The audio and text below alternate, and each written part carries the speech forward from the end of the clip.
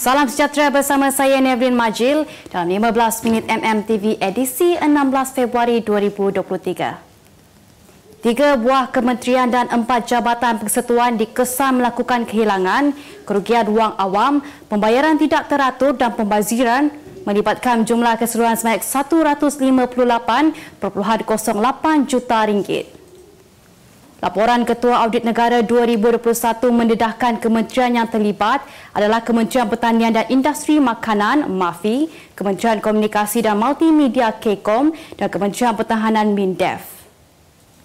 Perkara sama turut dikesan di Jabatan Persekutuan melibatkan Polis Diraja Malaysia (PDRM), Jabatan Kastam Diraja Malaysia (JKDM), Jabatan Perdana Menteri (JPM) dan Jabatan Pengangkutan Jalan (JPJ).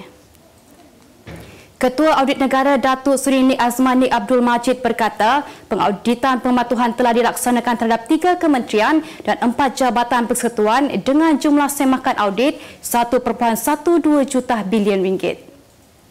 Jelas beliau ketidakpatuhan terhadap pengurusan kewangan yang berlaku membawa kepada isu kehilangan kerugian wang awam berjumlah 116.95 juta ringgit, diikuti pembayaran tidak teratur sebanyak 26.03 juta ringgit, manakala jumlah pembaziran sebanyak 15.10 juta ringgit. Secara keseluruhannya, Jabatan Audit Negara telah mengemukakan 22 syur untuk diambil tindakan oleh kementerian dan jabatan persekutuan berkaitan.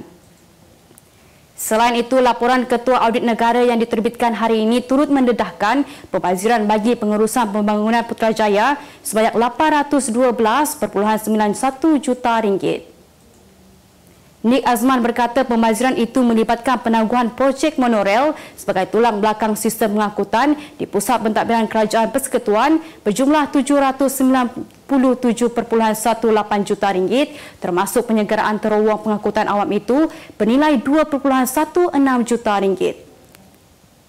Kerajaan akan memberi allowance khas kepada semua petugas yang terlibat dalam operasi mencari dan menyelamat SAR bencana gempa bumi di Turki. Perdana Menteri Datuk Seri Anwar Ibrahim berkata insentif tersebut diumumkan sebagai menghargai penat lelah dan pengorbanan anggota SAR daripada pelbagai agensi. Jelasnya kerajaan akan turut memberikan surat penghargaan dan pingat khidmat kepada anggota yang terlibat. Dalam ada itu, Anwar berkata Malaysia berjaya mengumpul 30 juta ringgit sumbangan bantuan bencana gempa bumi di Turki. Beliau yang berlepas ke Turki malam kemarin tiba di Gaziantep, kawasan yang paling terjejas dalam kejadian gempa itu pada pukul 7.50 pagi waktu tempatan. Malaysia sebelum ini menghantar 2 pasukan mencari dan menyelamat khas Malaysia Smart bagi membantu operasi SAR di Turki yang dilanda gempa bumi awal minggu lepas hingga mengorbankan puluhan ribu nyawa. Mahkamah Luxembourg mengeluarkan perintah sita baharu kepada 2 anak syarikat Petronas susulan tuntutan waris kumpulan Sulu untuk menguatkuasakan anugerah 66 bilion ringgit yang diperoleh mereka terhadap aset kerajaan Malaysia. Peguam waris kumpulan Sulu itu memohon menguatkuasakan anugerah bernilai 63.364 bilion ringgit yang diberikan kepada mereka oleh sebuah mahkamah timbang tara Perancis pada tahun lalu. Sementara itu, pada 30 Januari lalu, Menteri di Jabatan Perdana Menteri, Undang-Undang dan Informasi Institusi, Datuk Seri Azalina Othman Said dilaporkan berkata, Mahkamah di Luxembourg memutuskan untuk menarik balik perintah sekatan yang dimohon oleh individu yang mendakwa sebagai waris kumpulan Sulu. Menurut Azalina, dalam kenyataan 24 Januari lalu, Mahkamah Daerah Luxembourg mengetepikan perintah sekatan yang dipohon kumpulan itu pada 11 Julai 2022. Beliau berkata perintah sekatan itu didakwa dikeluarkan penimbang tara yang dilantik secara tidak sah Dr. Gondolza Stampa pada 28 Februari dan 25 Mei 2022 serta perintah eksekutor secara sebelah pihak pada 18 Mei 2022 yang mengiktiraf keputusan di Luxembourg. Saya mengalu-alukan siasatan SPRM sekiranya Muhammad Safi mempunyai bukti kukuh. Itu kenyataan yang dikeluarkan oleh bekas Ketua Wanita Parti Warisan Nur Azlina Arif kepada Presiden Warisan Datuk Seri Muhammad Safi Abdal selepas dia didakwa dibayar untuk meninggalkan parti berkenaan sekaligus menyertai Gabungan Rakyat Sabah. Nur Azlina menegaskan jika benar Presiden warisan tersebut mempunyai bukti, maka dia bersedia untuk disiasat oleh Suruhanjaya Pencegah Rasuah Malaysia. Menurut bekas ahli Dewan Undangan Negeri Adun Kunak, beliau menerangkan bahawa dia meninggalkan parti berkenaan secara sukarela kerana melihat perjuangannya kini sia-sia selepas parti tersebut enggan menyatakan sokongan kepada kerajaan seperti pernah diikrarkan mereka semasa PRU ke-15 lalu, sekaligus menyebabkan berlaku pergolakan politik di Sabah. Bagi rekod, 6 Februari lalu Nur Azlina mengumumkan keputusannya untuk keluar dari warisan dan memberikan sokongan kepada Ketua Menteri Sabah Haji Jinur sebagai adun bebas.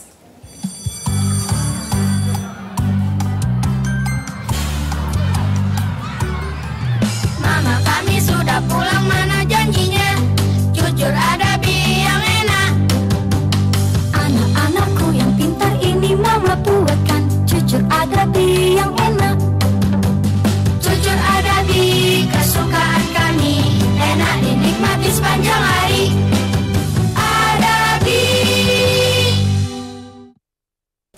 Tambang KTMB percuma kepada orang kelainan upaya OKU dan pelajar sekolah rendah menengah telah berkuat kuasa sejak semalam.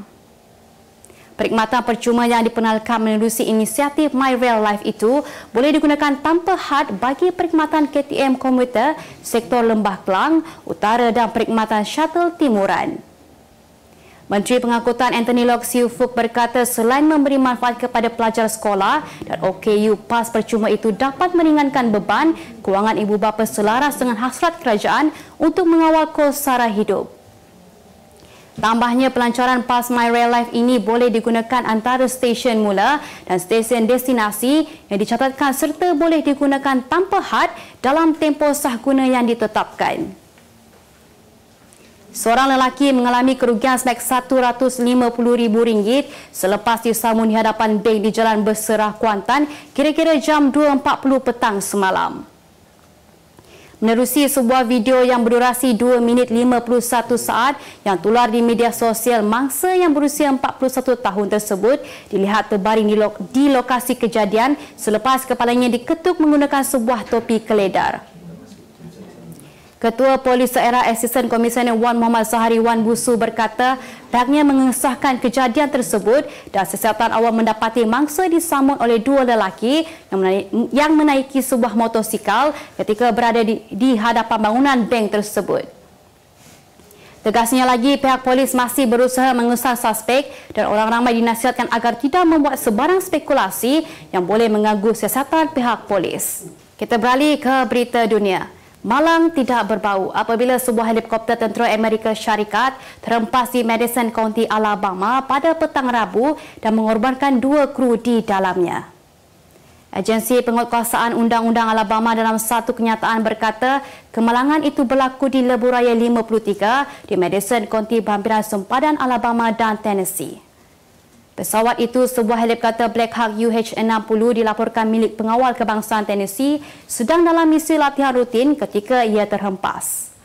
Video yang tular di media sosial menunjukkan kepulan asap hitam yang memenuhi ruang udara nahas sambil memperlihatkan beberapa buah kenderaan penyelamat yang bergegas ke lokasi berkenaan.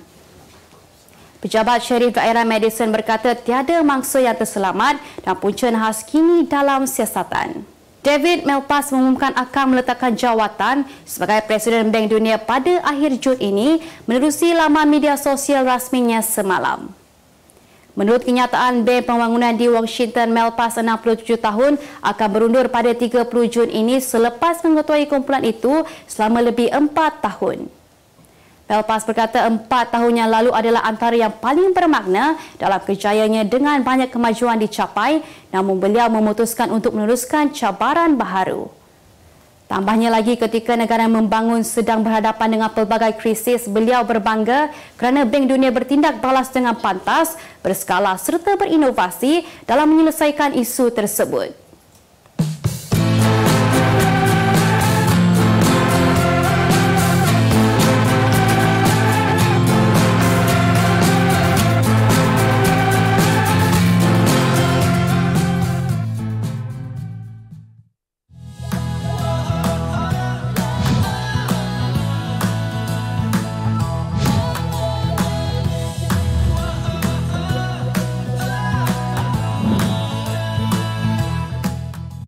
Farm Fresh Berhad akan mengembang jenama Jom Cha by Farm Fresh di seluruh negara dalam masa 3 tahun akan datang dengan sasaran membuka 300 cawangan. Ketua Pegawai Operasi kumpulannya Azmi Zainal berkata ketika ini jenama minuman Jom Cha boleh dinikmati di 25 cawangan terutama di kebanyakan pasar raya besar. Menurut beliau, untuk tahun 2023, syarikat merancang untuk menambah 100 cawangan baharu termasuk meneroka pasaran di Sabah dan Sarawak. Saya ingat untuk bersaing dalam boba industri ni, saya ingat kita riding kita punya popularity of Farm Fresh. So Farm Fresh dah ada fans dia sendiri, dah ada peminum-peminum Farm Fresh. Of course, diorang ni nak rasa perasa-perasa lain. Jadi kalau dekat supermarket tu mungkin limited. Kita punya inovasi of resipi. Jadi dengan adanya Jom Cha ni satu inovasi yang orang boleh rasa susu ni dikombinasikan dengan ini, susu ni dikombinasikan ini. Jadi itu ni. Sementara itu, Pengarah Urusan Kumpulan dan Ketua Pegawai Eksekutif Kumpulan Farm Fresh Berhad, Loy Tuan E memberitahu franchise untuk jenama ini pula akan dibuka dalam tempoh 6 bulan lagi. And this year we intend to open another 75 to 100. Now, with regards to franchise, we have a lot of requests coming in asking for franchise all over the country. Everybody, so I think there's two things here. Number one, I think we also, because this is new to us, although the brands are getting very popular and people really have very good feedback about the drink that we make. Boba kita sedap, kita punya soft serve ice cream, fresh milk ice cream pun sedap. So we still wanted to perfect our operation team to ensure that, should we one day open up for franchise, we want to really give our franchisee a very, very good support. Sementara itu, Farm Fresh Berhad juga bercadang mengambil alih 462,739 saham biasa dalam vendor The Inside Scoop Sdn Bhd TISSB membabitkan pertimbangan pembelian keseluruhan lebih kurang 68.4 juta tertakluk kepada pelarasan. Syarikat itu juga telah memeterai perjanjian langgangan saham SSA dengan TISSB bagi cadangan langgangan 104,771 saham baharu. Mewakili 12% daripada saham terbitan diperbesarkan dalam TISSB dengan jumlah pertimbangan langgangan sebanyak 15.5 juta ringgit berdasarkan terma dan syarat perjanjian. Selepas cadangan itu dimuktamadkan, TISSB akan menjadi anak syarikat 65% milik Farm Fresh. Kita beralih ke berita sukan. Malaysia terus bangkit ke hadapan dalam saingan kejohanan badminton berpasukan campuran Asia 2023 BAMTC di Emiria Arab Bersatu UAE selepas menewaskan Kyrgyzstan 5-0 pada perlawanan kedua peringkat kumpulan B awal pagi tadi. Kemenangan ini merupakan yang kedua berturut-turut skuad negara selepas menewaskan UAE 5-0 semalam. Pada perlawanan di pusat pameran Dubai itu, pemain persorangan wanita negara Wong Ling Ching menjadi penyumbang mata pertama selepas menewaskan Aisyah Zumabek 21-6, 21-13. Mata kedua negara pula menjadi milik persorangan lelaki negara Leong Jun Hao selepas menewaskan Dimitri Panarin 21-12, 21-16. Mata ketiga buat negara terus dikutip menerusi bergu wanita Go Piki Teo Mei Shing selepas menurunkan Nargiza dan Camilla 21-7, 21-7. Malaysia kian selesa dengan meraih mata keempat dan kelima menerusi bergu lelaki dan diikuti bergu campuran negara. Penentuan kumpulan yang layak ke suku akhir akan berlangsung malam ini antara Malaysia dan India. 4 pasukan yang mara secara automatik akan layak ke saingan Piala Sudirman 2023 di Suzhou, China pada 14 hingga 21 Mei depan. Sebagai penutup 15 minit MMTV hari ini, saksikan laporan cuaca esok, Jumaat 17 Februari 2023. Jangan lupa dapatkan akhbar utusan Malaysia dan Kosmo untuk berita-berita terkini dan menyeluruh. Sekian sahaja daripada saya, Nevin Majil. Salam sejahtera dan jumpa lagi.